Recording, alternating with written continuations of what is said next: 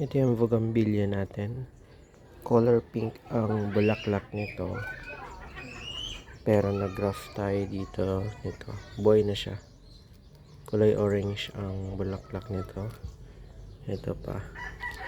Nagdahon na siya guys. Dinugtong natin. So bali pink and orange na ang bulaklak nitong ating bougainvillea. Ito siya. Buhay na. Yan, successful yung pagdugtong. Ito yung dinugtungan.